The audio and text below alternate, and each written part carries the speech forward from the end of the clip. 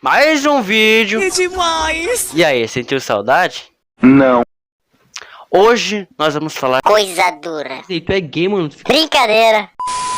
Hoje nós vamos falar do ouro. Mais especificamente, nós vamos falar aí do fim da produção de ouro no Brasil. Você sabia que o Brasil foi o maior produtor de ouro e diamante do século XVIII? Não me diga! Isso mesmo, o Brasil não foi só o maior produtor de ouro, mas também um grande produtor de diamante. E como é óbvio, a maior parte desse ouro não ficou no Brasil. Ah, Lucas, eu sei que foi pra Portugal. Acertou, miserável. De certa forma, sim, esse ouro foi para Portugal. Mas será que ele permaneceu em Portugal ou será que ele viajou um pouquinho mais para cima? Isso e muito mais você verá no vídeo de hoje.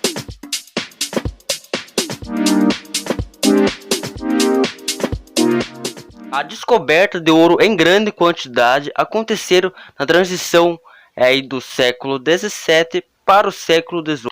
Em quais regiões? As regiões aí do Mato Grosso, Minas Gerais e Goiás. Claro, aconteceram em outros estados, mas vamos destacar esses três primeiros.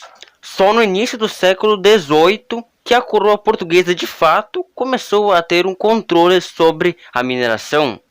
E é claro, o controle ficou bem mais rigoroso se comparado aí à época açucareira no Brasil.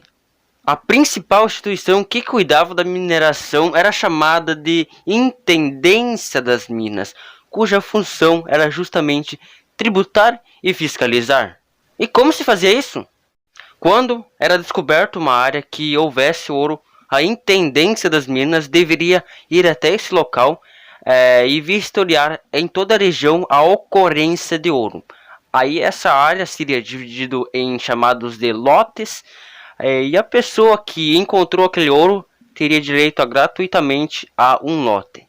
E os outros eram postos a leilão. Mas para comprar o lote não bastava ter apenas o dinheiro. Também deveria ter uma quantidade de escravos equivalente à necessidade daquele lote que a pessoa, enfim, iria adquirir. O principal meio de tributação era chamado do Imposto do Quinto, que era aí basicamente a cobrança de 20% de todo o ouro que o minerador extraía, que deveria ir para a coroa através aí da Intendência das Minas, que também aí fazia o papel de fiscalizar o contrabando. Sim, o contrabando no Brasil? Pois então, olha só. Aqui é o Brasil. E como era feito aí o contrabando? O contrabando, principalmente o ouro em pó, era feito aí através do Santo do Pau Oco. Mano, peguei. Eu tenho certeza que você sabe o que é ou já ouviu falar. Nunca nem vi. Se por acaso você não sabe, o Santo do Pau Oco era basicamente um santo, aonde ele era oco por dentro, aí onde eles botavam o ouro em pó e aí transportavam aí disfarçadamente.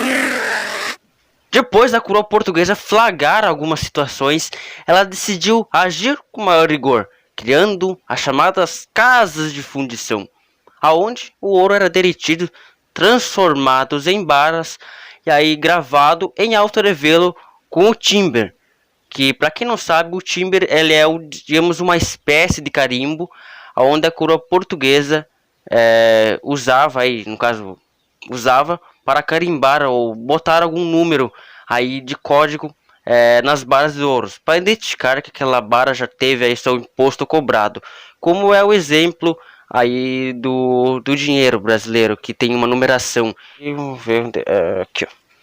Vocês podem ver nessa parte aqui tem esse númerozinho aqui, e era feito mais ou menos assim com as barras de ouro. O rigor aumenta quando a coroa portuguesa decide aí criar a chamada finta. O que é a finta? A finta é basicamente uma meta fiscal, ou seja, cada município deveria pagar aí em torno de 1.500 quilos de ouro, ou mais ou menos aí 100 arrobas de ouro naquela época. Deveriam pagar anualmente aí para a coroa. Na metade do século XVIII, aí por volta de 1760, houve uma queda na produção de ouro, Mas a coroa portuguesa não acreditava muito nisso. E eles apenas achavam que estava aumentando o contrabando de ouro. Então a coroa portuguesa decide criar a chamada derrama. O que é a derrama? A derrama seria aí basicamente a cobrança forçada aí do quinto mínimo não pago pelo município. E como assim? Por exemplo, se o município arrecadou apenas 90 arrobas de ouro, ao invés aí das 100 arrobas, o município, no caso, os cidadãos daquele município, deveriam pagar do próprio bolso as 10 arrobas que faltasse. E se caso não fosse suficiente, a coroa portuguesa iria invadir as casas e confiscar os bens de valores.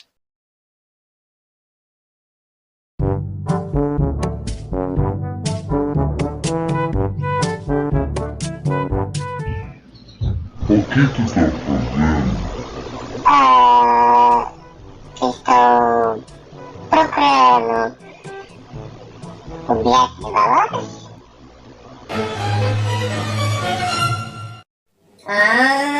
Bom. Peraí, vou te ajudar porque eu moro aqui há 10 anos e não achei nada de valor ainda. Mentira! É verdade. Ajuda, menor!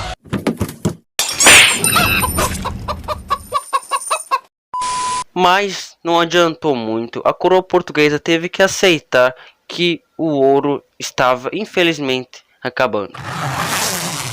Apesar da coroa portuguesa ter extraído cerca de 35 toneladas de ouro do Brasil, eu creio que foi bem mais que isso, né? Pelo período que eles ficaram, e sem falar aí dos contrabando e das partes que os mineradores ficaram.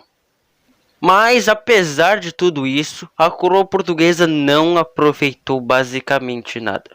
Quê? Como assim? A coroa portuguesa investiu todo o ouro basicamente em fábricas na Inglaterra. E também usou o ouro para pagar os produtos manufaturados que vinham da Inglaterra. O único vestígio de ouro que ficou em Portugal foi o Palácio de Mafra, que aí é uma espécie de igreja-palácio. Não sei se pode ser chamado assim, mas é tipo moradia e palácio.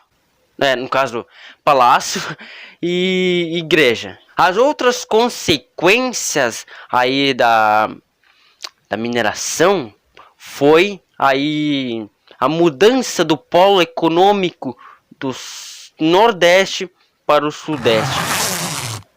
E também a mudança da capital. A capital lá do Nordeste foi para o Rio de Janeiro.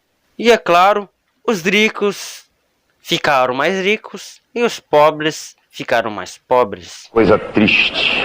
Para os escravos, a mineração trouxe esperança para eles, porque através da mineração muitos escravos conseguiram a sua liberdade. Mentira!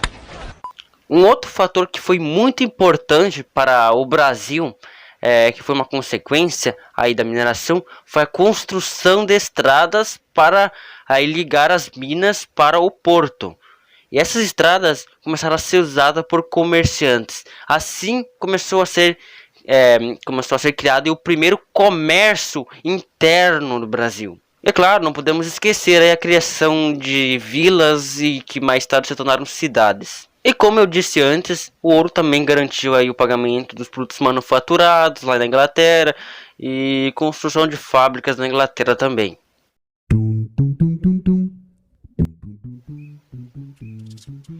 Na moral, isso foi um desastre.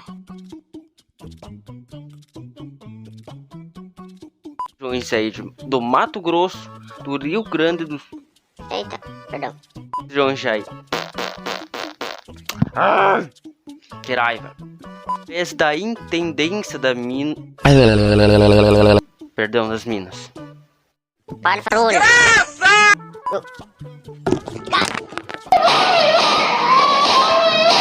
Falecido.